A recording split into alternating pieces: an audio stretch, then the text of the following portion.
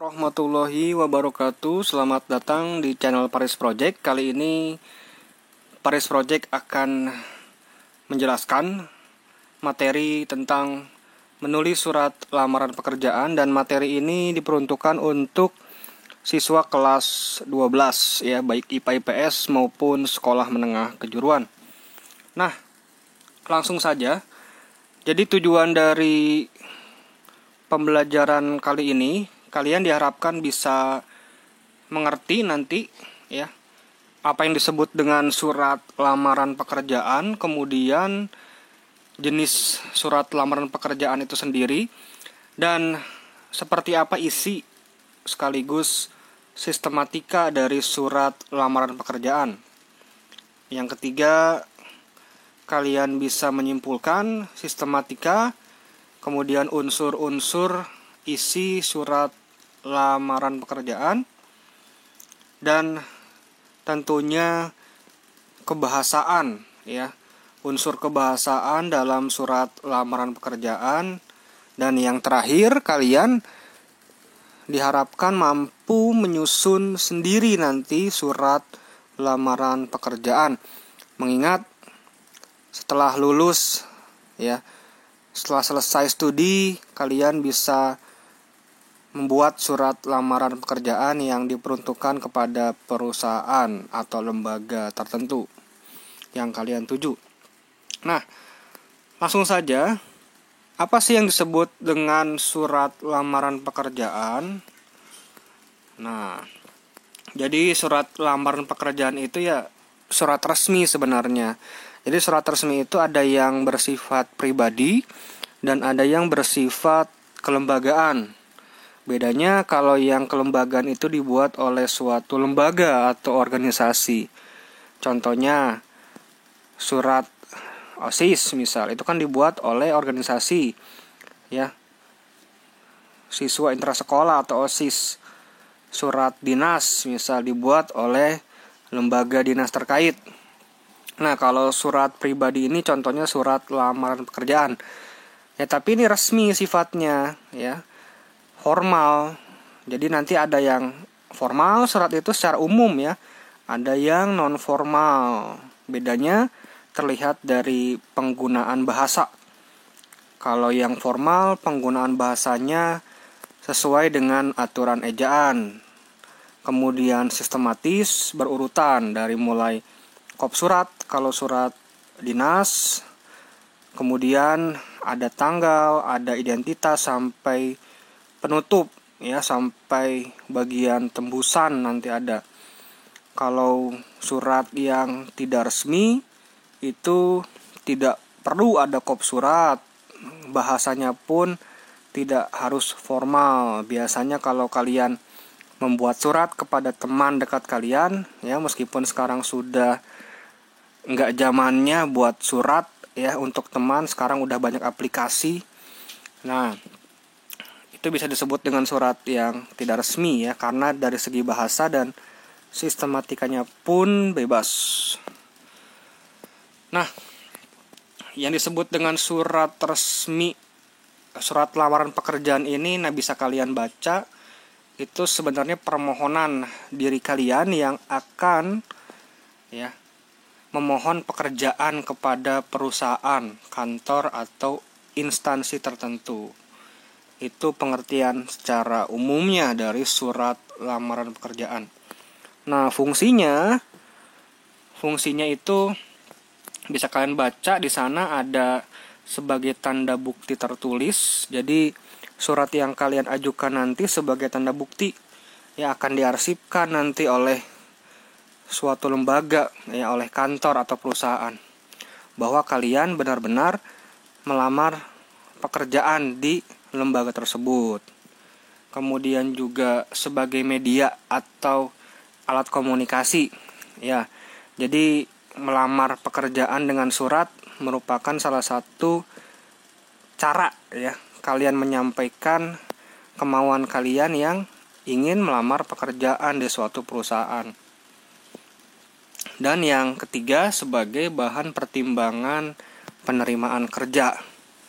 Jadi mayoritas memang perusahaan mengharuskan calon-calon karyawannya itu membuat surat lamaran.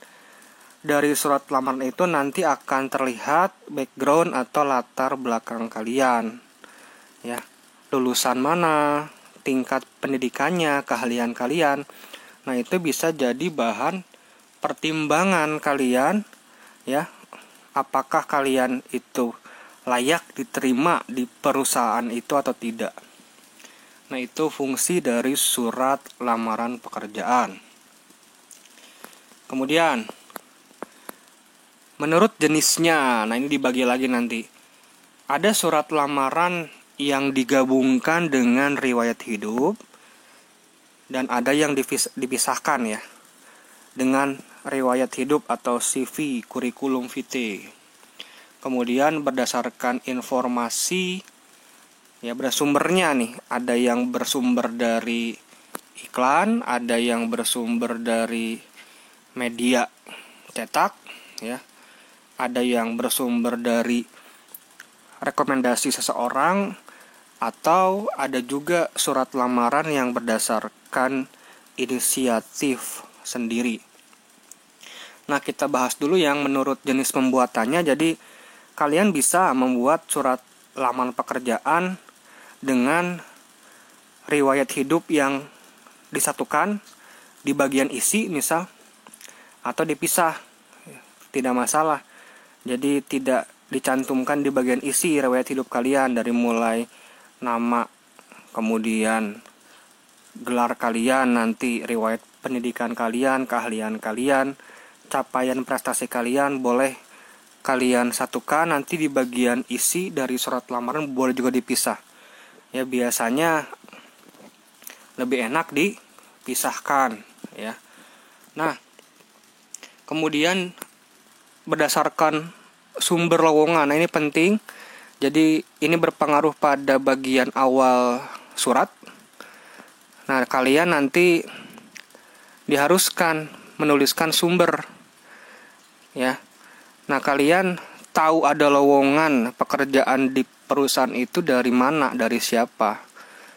Kalau dari media massa, ya kalian tinggal tulis di bagian awal berdasarkan informasi yang saya dapat dari media massa mana, ditulis, ya.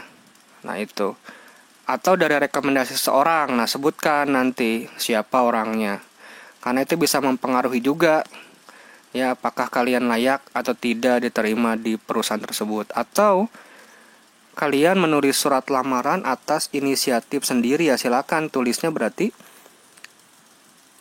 melalui surat ini, ya, di awalnya. Melalui surat ini saya, nah jadi kan kalian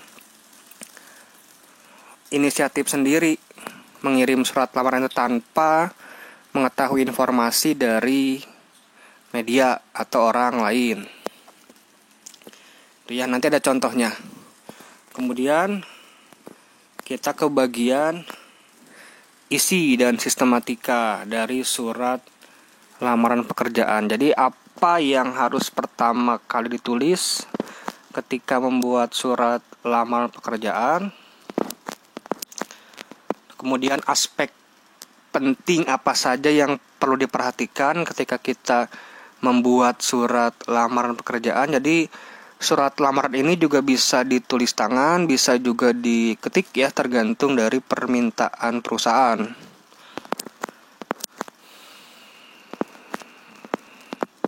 Nah, secara umum memang isi dari surat lamaran pekerjaan, ya, informasi tertulis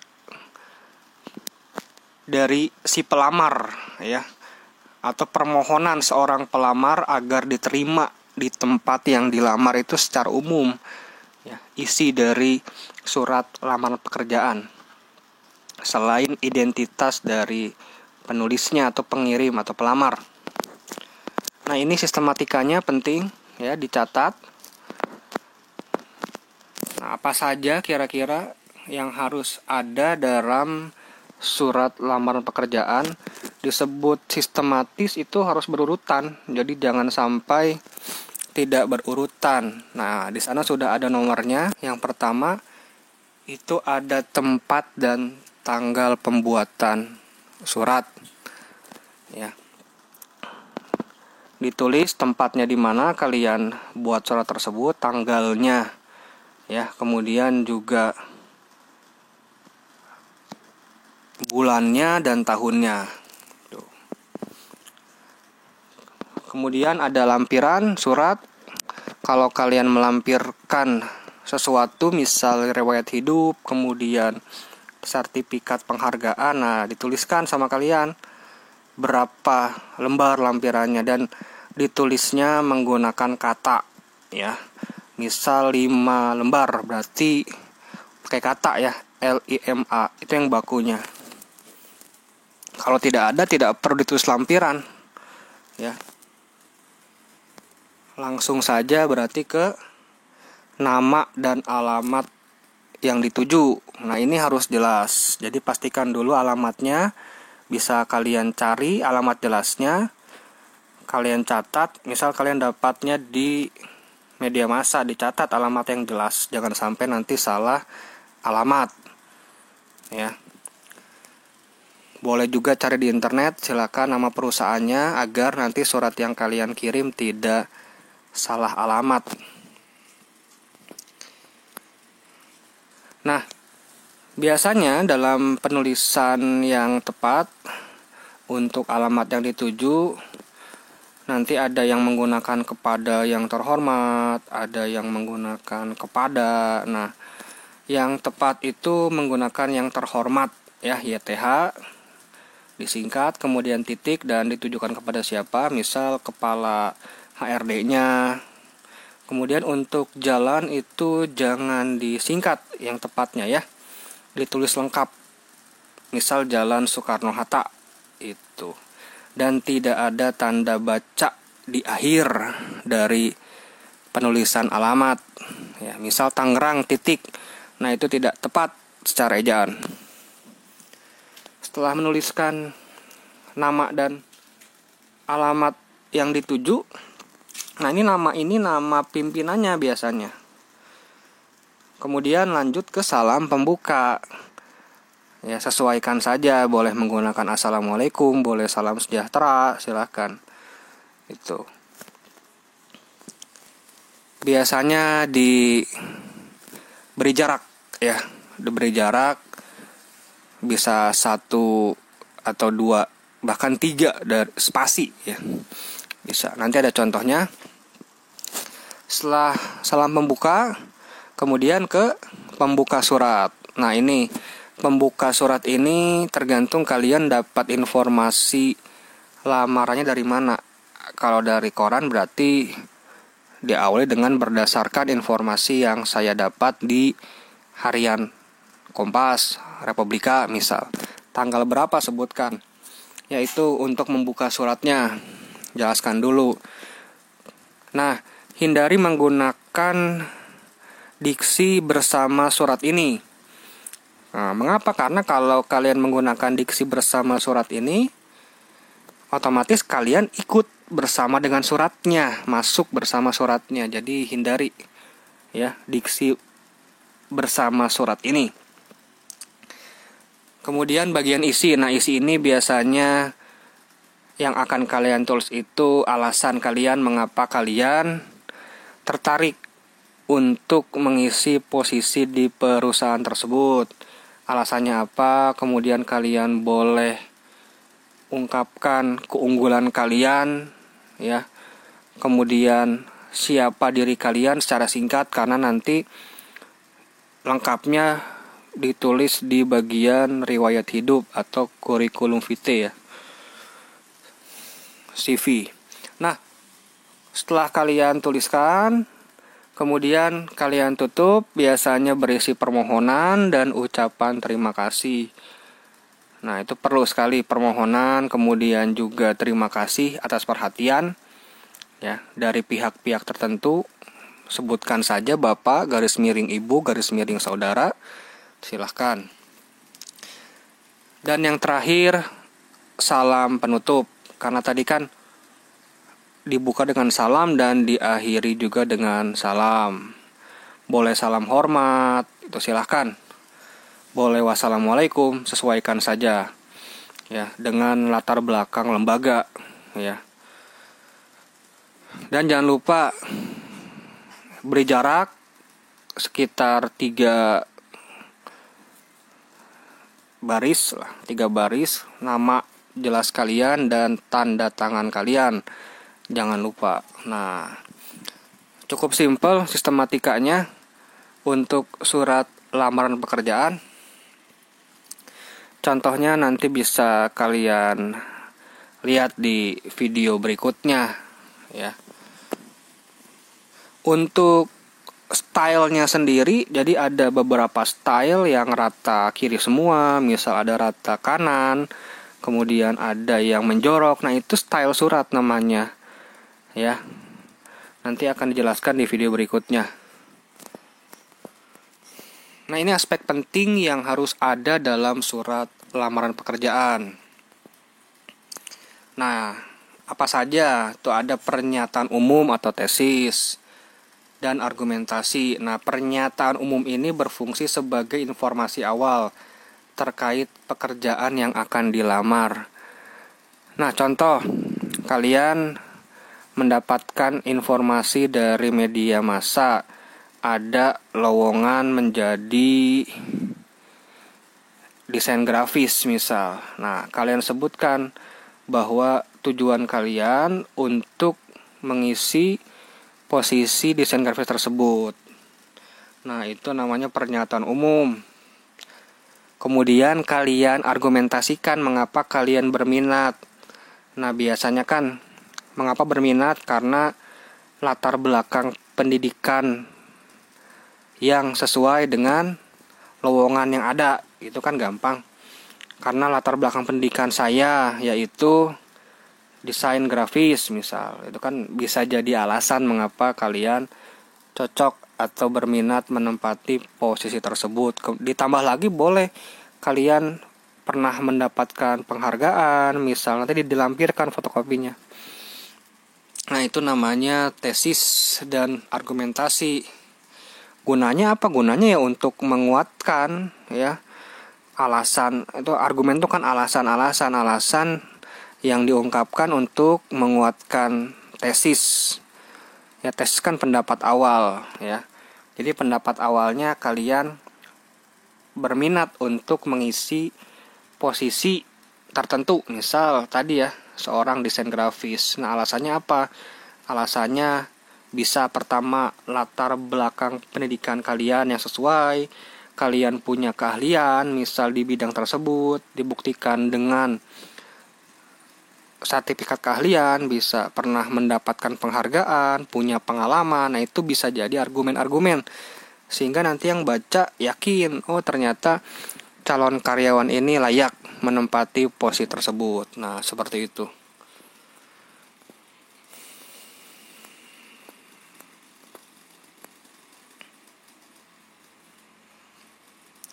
Nah, ini simpulannya ya, simpulan dari sistematikanya dan unsur-unsur surat didapatkan dengan menggali informasi dalam surat lamaran. Informasi yang didapat digali seperti tempat dan waktu pembuatan surat lamaran, isi surat lamaran, informasi penguatan, serta salam pembuka dan penutup. Ya, ini secara ringkasnya tadi. Lanjut kita ke unsur kebahasaan. Jadi disebut surat resmi karena memperhatikan juga kebahasaan ya, harus sesuai dengan ejaan, harus efektif, harus baku ya. Nah, yang pertama yang perlu diperhatikan dari segi kebahasaan itu ketepatan pemilihan kata. Yang tadi dibilang bahwa misal kita inisiatif sendiri ya membuat surat lamaran pekerjaan, hindari menggunakan bersama surat ini. Nah, pemilihan bersama berarti kalian ikut bersama suratnya itu. Nah, pakainya melalui saja karena surat tersebut mewakili ya kalian. Jadi melalui itu namanya pemilihan kata itu. Kemudian hindari juga menggunakan Anda. Terima kasih atas perhatian Anda. Jadi kalian menganggap bahwa orang yang dituju itu ya sepantaran kalian. Ya, Anda itu kan untuk yang sepantaran, baiknya kita menggunakan bapak atau ibu ya. Itu. Nah, yang kedua, kebenaran dan keefektifan struktur kalimat. Ini juga penting ya, jangan terlalu bertele-tele, kemudian juga harus efektif juga. Ya, efektif itu meliputi kejelasan subjek predikatnya harus jelas, kemudian juga kehematan dalam menggunakan kata, kemudian kelogisan ya itu perlu diperhatikan dalam menulis surat lamaran pekerjaan. Nanti contohnya diberikan ya.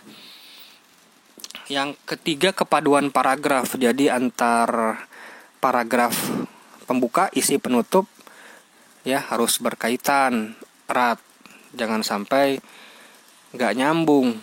Misal pembuka kalian menjelaskan tentang alasan kalian mengapa kalian ingin melamar pekerjaan. Nah, paragraf keduanya, isinya kalian harus menjelaskan tadi uraian. Misal di paragraf pembuka alasannya karena latar belakang kalian yang cocok. Nah, berarti isinya kalian jelaskan kalian memang latar belakang dari mana. Kalau sudah kuliah berarti S1-nya dari mana, cocok atau tidak, pengalamannya seperti apa di bidang tersebut. Itu harus padu ya. Ada keterkaitan, padu tuh, nyambung. Yang terakhir, yang keempat, nah ini ejaan, tanda baca juga penting diperhatikan. Jadi ejaan itu meliputi huruf, kemudian tanda baca dan penulisan kata ya. Nah, jangan sampai penggunaan koma itu tidak tepat. Misal, atas perhatian Bapak atau Ibu saya ucapkan. Nah, tidak ada koma di antara Ibu dan saya. Jadi nanti ambigu. Atas perhatian Bapak Ibu saya jadinya. Nah, perlu penggunaan tanda koma. Atas perhatian Bapak atau Ibu, koma, saya mengucapkan terima kasih. Nah, itu ya pentingnya penerapan ejaan yang tepat.